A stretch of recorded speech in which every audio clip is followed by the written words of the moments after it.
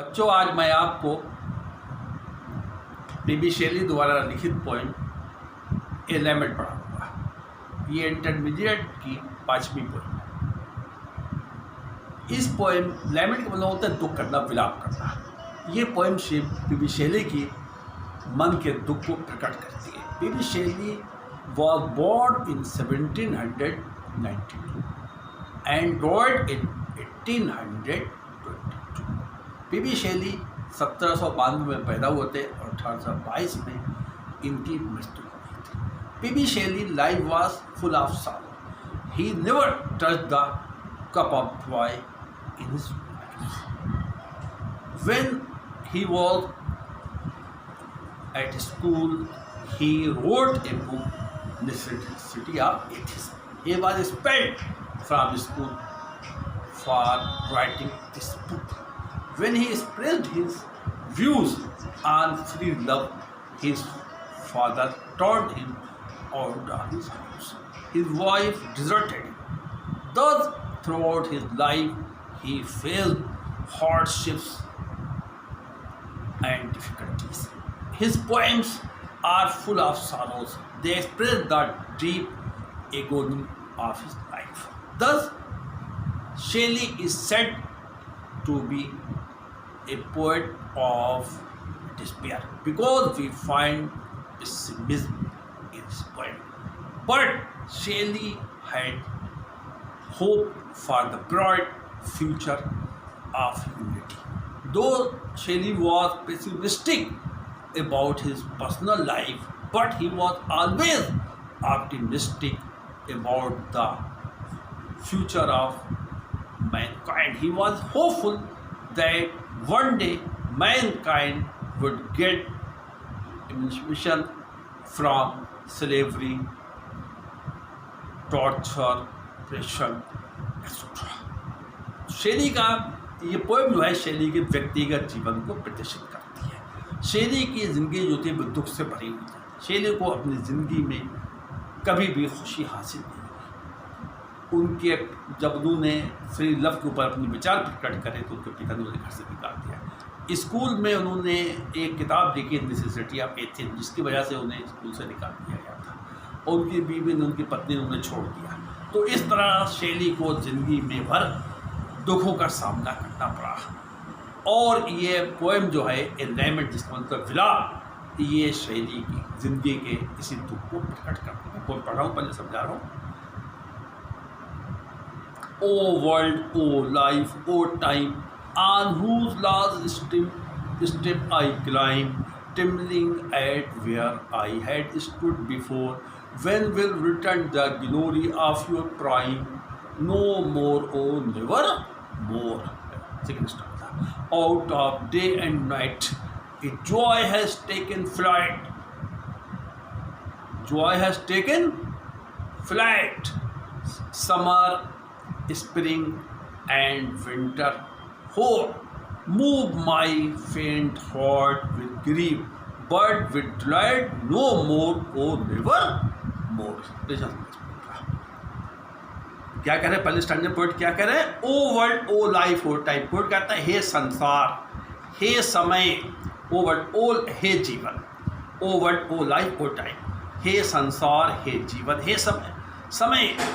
On who last I climb, on who किसकी, last में आखिरी, स्टेप में कदम पर, आई क्लाइम जब मैं किससे कदम, आखिरी कदम पर चढ़। पोएट कहना चाह रहे हैं कि ये दुनिया जो है और ये समय जो है और जीवन जो है एक बार मुझे बहुत ही आनंद देता था। ये सब चीज़ें मेरी खुशियों से सब भरी हुई थी, लेकिन इन चीज़ों से अब सबसे खुशियाँ चली गई। ये सब चीज़ें मेरे खिलाफ हो गई हैं और मैं जीवन को वो कहता है सीढ़ी की तरह है और वो अपने जीवन की आखिरी सीढ़ी पर, आखिरी पड़ाव पर है और वो कह रहे हैं मैं कैसे चढ़ूँ, मैं कहाँ पर चढ़ूँ।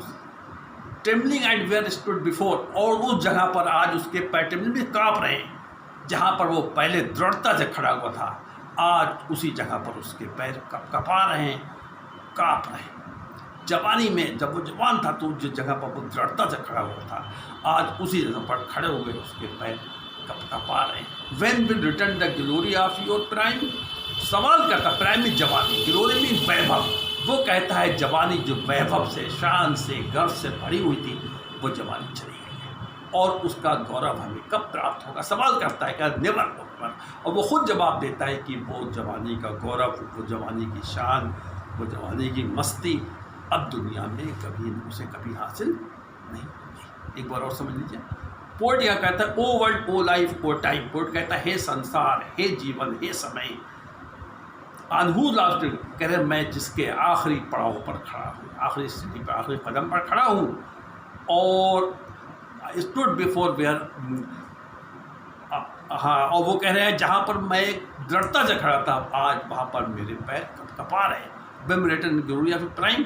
वो सवाल करता है कि जवानी का वैभव कब आएगा। नो वुड नेवर, खुद जवाब देता है कि वो कभी हासिल नहीं होगा।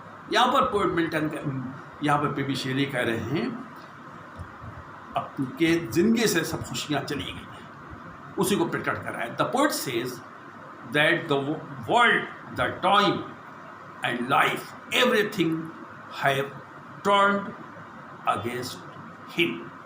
He thinks that he is at the last stage of his life. Death is fast approaching him. He will die very soon. He stands there firmly. He stands there shaking where he once stood firmly. He asks himself the question, as when the past glory of his youth will come back to him again. He himself replies that the past glory of youth will never come back to him again. Next stanza, second stanza. Out of day and out of में से, day and night, दिन रात में से, out of day, दिन रात में से, a joy, joy में खुशी, has taken ले लिया है, flight में उड़ान, कह रहे हैं दिन रात से उड़ान निकाली गई। a joy has taken flight, खुशी ने उड़ान ले ली है। कहने मतलब है पोर्ट यहाँ पर कहना जा रहा है दिन और रात में से खुशी बिल्कुल गायब हो गई। कहते हैं दिन भी होता है, रात भी होती है, लोगों को चीज़ों खुशी मिलती है, लेकिन उसको दिन और रात होने से कोई खुशी नहीं मिलती है। Fresh spring, summer and winter whole, कह रहे हैं कि बसंत का मौसम आता है, समर गर्मी का मौसम आता है, एंड विंटर और जाड़े का मौसम आता है। होल मीन्स सफ़ेदी, जाड़े का मौसम जब सफ़ेदी गिरती है, जब बर्फ़ गिरता है, वो जाड़े का मौसम आता है। ये ऐसे मौसम हैं जिनसे लोगों को खुशी मिलती है। लोगों को मौसम का बेसब्री से इंतज़ार होता है। एक बार वो भी इन मौसमों का, गर्मी का, बसंत का और जाड़े के मौसमों का बेसब्री से इंतज़ार करता था, क्योंकि उसे खुशी मिलती थी। लेकिन अब हालात क्या है, मूव माई फ्रेंड मीन्स कमज़ोर, हॉट मीन्स दिल को, विद ग्रीफ, ग्रीफ मीन्स दुख से। ये चीज़ें उसके मूव में प्रभावित, उसके दिल को काहे से प्रभावित करती, काहे से हलचल पैदा, मुंह में हलचल पैदा करना, मूव माई फ्रेंड, उसके कमज़ोर हृदय में हलचल पैदा करें, काहे से, विद ग्रीफ, दुख से। अब ये चीज़ें पहले उसको बहुत खुशी देती थी, लेकिन ये सब चीज़ें अब उसके दिल में दुख की हलचल पैदा करें। बट विद डिलाइट, डिलाइट में खुशी, नो मोर, लेकिन अब ये चीज़ें वो खुशी नहीं देती हैं बल्कि दुख देती हैं, नो मोर। यहाँ पर पोएट कहना चाह रहा है कि विभिन्न तरह, मुख्तलिफ किस्म के, विभिन्न प्रकार के मौसम आते हैं। गर्मी का मौसम आता है, बसंत का मौसम आता है और जाड़े का मौसम आता है। ये मौसम लोगों को खुशी देते हैं, हर आदमी इन मौसम को एंजॉय करता है। एक बार पोएट भी, शेली भी इन मौसमों का बहुत ज़्यादा आनंद लिया करते थे, लेकिन अब उनकी क्योंकि उनकी ज़िंदगी से सब खुशियाँ गायब हो गई हैं, वो एक मेटेरियलिस्टिक, भौतिकवादी संसार से उग गया है।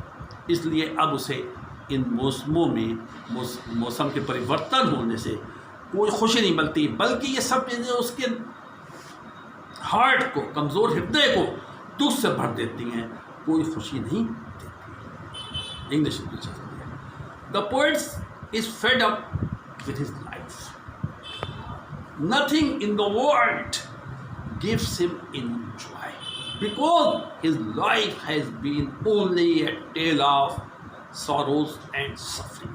Different seasons come. Change of seasons do not give him any joy. Spring, summer and winter effect or fill his heart only with sorrow.